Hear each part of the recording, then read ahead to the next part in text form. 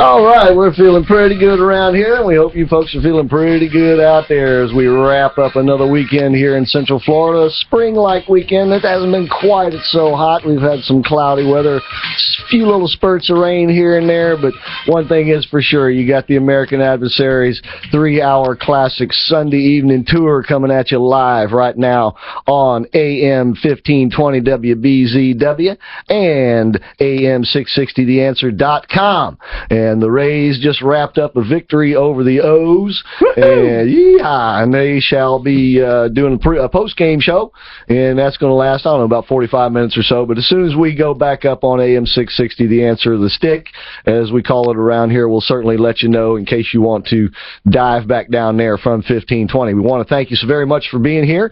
If you are on 1520, it means either you regularly listen to us there or you knew to go there because of the Rays baseball game today. But yeah, they got another victory today, and you know, as long as the Yankees aren't playing all that hot, they can play 500 baseball and stay in the race, you know. That's true. So yeah. And that's Johnny Guns. I am Christopher Hart, and we got, let's see, we got who are you? Aubrey Kahn. I have no idea who am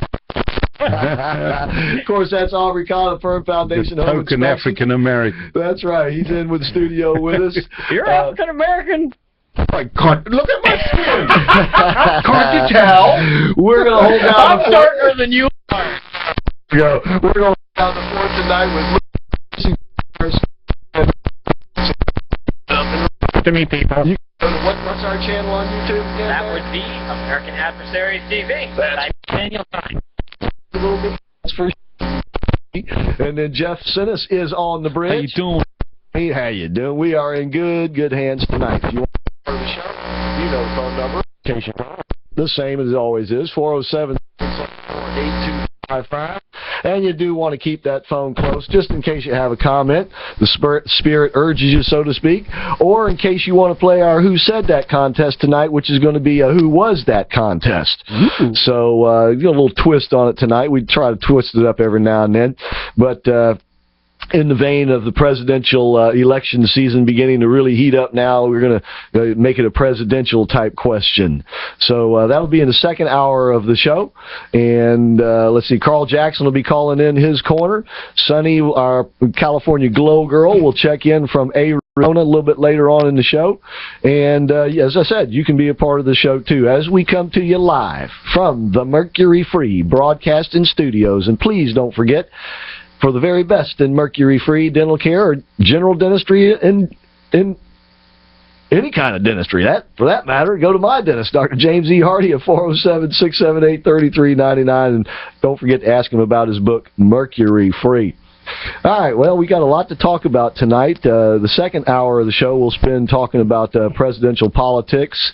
You know, Hillary was at the Morgan Hookah Party the other night up in Heathrow. Hookah party? Isn't that what he throws at his house up there, you know? Smoking? Got that medicinal stuff laying around. So what? Hookah, not hookah. Okay. But anyway, we will be talking about the enhancement talent that has come on this past week or so. And, of course, Lucas knows what I'm talking about there. We're going to talk about what I call the Clinton strategy. Clinton strategy being float like a butterfly, sting like a bee. So we'll talk about that. We're going to talk about who I think the smart Democrats actually want to win the election. And it's not Hillary Clinton. Surprise, surprise.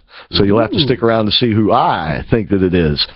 And Johnny Guns has some WTF news ready for us. So Lair won't be doing his closing comments tonight, but we got a full show otherwise. And once again, we invite you to join us. First of all, sort of a couple of passings this week, certainly one passing for sure, and we want to extend our condolences to the Vice President, Joe Biden, and his family. He lost a son the other day to brain cancer, Beau Biden, and of course we don't like to see that. I mean, we're all about life and joy and living and loving, and Joe Biden has suffered a lot. in his life. He lost his wife and a child, a little girl, in a bad automobile accident, I believe it was. And wasn't this like the anniversary of it just recently? Something like that, yeah. And, of course, they knew that Bo had brain cancer. He was diagnosed in 2013. They thought they had it in remission, but if you know anything about brain cancer, at least it's been my experience, anecdotally, that stuff, if it comes back like a tsunami. It roars back, and it doesn't give you much time. And he had been hospitalized recently, and the big C got him, and it's a sad day. And we oppose certainly both the president and the vice president on their political positions, but at the end of the day, we are, after all human beings, and we don't wish death and suffering on anyone, period. No. And that's why we are so adamantly opposed to those who do. And I don't want to make this a political issue, but I just want to make it plain and clear that we do extend our condolences to Vice President Biden, the surviving son, I believe Bo's brother, who was also a military veteran. They both served over in Iraq or Afghanistan. And once again, we don't have to agree with their politics to respect them as human beings and do unto others. So our condolences to Vice President Biden. And today was the last day for Bob Schieffer on Fake the Nation. And even though I playfully call it Fake the Nation, I have to say it's basically, I believe, now an end of an era. He is the last of the old-timers, I believe. I can't think of any of the others who are left. Maybe Britt Hume on Fox, but he's a relative newcomer compared to Bob Schieffer. I mean, he's of the 60s era, the 60s and 70s era, when you think about it. And he was, I think, as far as the Sunday morning crew goes, he gave some pretty good interviews. And today he interviewed Jeb Bush as his last big interview, and I'll talk about the possible significance of that later on in the show, if there is any. Part of the problem with the news media, and this was pointed out to some extent in Kirsten Powers' book, Silencing, How the Left is Destroying Free Speech in America, when she talks about, you basically get all these young bucks, basically out of journalism school, where they're taught not basically to report the facts, but change the world into this liberal image of it. And they have relatively little worldly experience. And they come out, and then all their efforts are to change the world into this pre-prescribed notion of liberal utopia, which, of course, we know is a fantasy. But as the older generation fades away, they are not being replaced by a younger generation with a whole lot of wisdom. So even though I've poked fun at Bobby Schieffer and his purple socks, nonetheless, lately anyway, he was the best there was. You don't have to be intelligent to be socialist, because the socialist ruling class does not want people who are intelligent. They want people who will follow orders. Yeah. Well, I guess maybe with age he felt a little more liberty to ask tougher questions of Democrats. But Tim Russert was supposedly the most bipartisan of the morning talk show hosts on Sunday morning.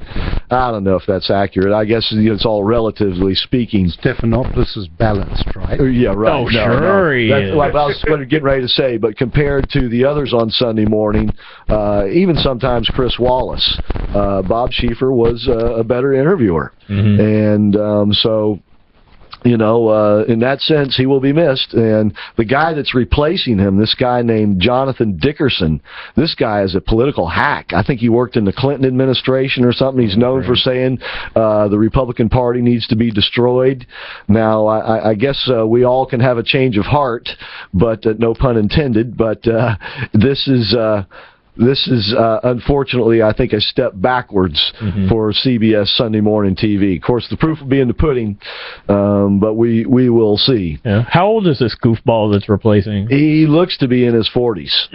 But hold on, I'm getting confused.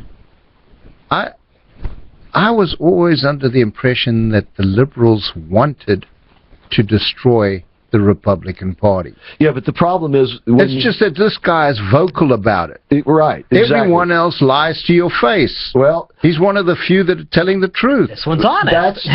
That was the past. You see, now that he is the morning host of The Nation, he is going to suddenly be a fair and balanced journalist. So fair means light-skinned, right? Yeah, which he is, coincidentally. Balanced? Very. No, not balanced, but yeah, they're going to have to add weights on the other side. Yeah, and not likely to happen. But anyway, but we'll be here. We'll still be here when the Dickersons come and go, and hopefully you folks will be there. And if you're looking for a new place to be, though, Aubrey Kahn is the man you need to be talking to. Oh, yeah? Yeah, because he will give the best inspection, the white glove treatment, so to speak, for any dwelling or office or real property that you'd be looking to buy. He'll tell your home to turn its head and cough. He does that kind of I have yet to find a home that a bulldozer cannot fix. All right. We have yet to find a lie that the truth cannot bulldoze either. All right, folks, you're listening to the American Adversaries, and don't forget, you can be a part of our army. Just go to our website, AmericanAdversariesRadio.com, and enlist in the American Adversaries Army. We appreciate it. The latest intel brief / newsletter has gone out this weekend. So if you're a member of the Army, you should have it in your hot little hands, unless it's snail mail. The snail mails will go out Monday. So just hang in there for the snail mails, but the emails, they're there. So check your mailboxes. Hope you like it. And don't forget to check out all those great discounts and coupons. All right, we'll be right back with a whole lot more.